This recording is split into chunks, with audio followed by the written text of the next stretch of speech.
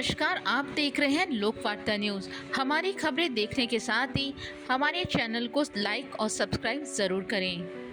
जयपुर की हवा महल सीट से विधायक बाल मुकुंद आचार्य हमेशा अपने बयानों को लेकर चर्चा में बने रहते हैं। अब इस कड़ी में हवा महल विधायक बाल मुकुंद आचार्य ने बिना सरकारी मान्यता के चल रहे मदरसों की जांच कराने की मांग की है। इस संबंध में उन्होंने जयपुर जिला कलेक्टर को पत्र लिखकर कार्रवाई की मांग भी की है।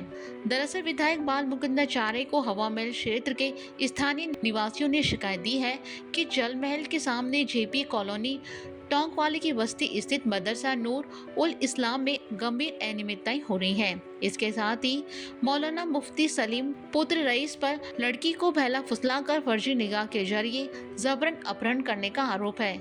इस शिकायत के मुताबिक मदरसे का न केवल राज्य सरकार से पंजीकरण है और न ही किसी अन्य मान्यता प्राप्त संस्था से पंजीकृत है।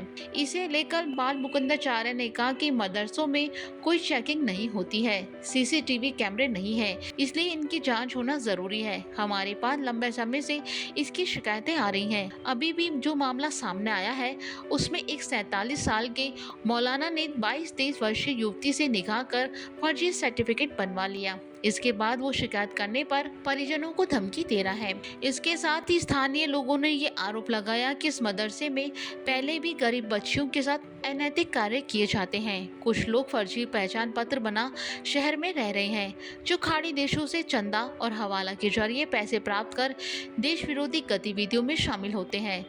विधायक ने पुलिस अधिकारियों को मामले में एफआईआर दर्ज कर कानूनी कार्रवाई करने के निर्देश भी दिए हैं। अब इस मामले में जिला प्रशासन की जांच और कार्रवाई की नजर टिकी हुई है। मुस्लिम समाज के द्वारा ही शिकायत में प्राप्त हुई है, लिखित में शिकायत प्राप्त हुई है और ब्रह्मपुरी थाने में इसका एक शिकायत लिखी भी गई है। शिकायत यह है, बच्ची के माता पिता का ये कहना है कि 22 साल की बच्ची को 47 साल का मौलाना जेपी कॉलोनी नूरानी मस्जिद के मदरसा जो अवैध रूप से चलता है, कोई लाइसेंस नहीं है, कोई कागज नहीं है, वह मदरसे में मौलाना साहब एक बच्ची को लेकर भाग गए। 22 साल की बच्ची को 47 साल के मौलाना लेकर भाग गए और कई बच्चियों ने यह बताया है कि कई बच्चियों के साथ अनैतिक काम उस मौलाना ने किए हैं।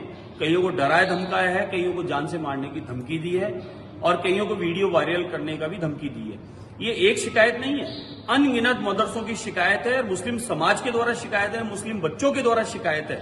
और ये प्रमाण है कि बच्ची के माता पिता बच्ची को बरामद करना चाहते हैं तो उसे जान से मारने की धमकी दी जा रही है।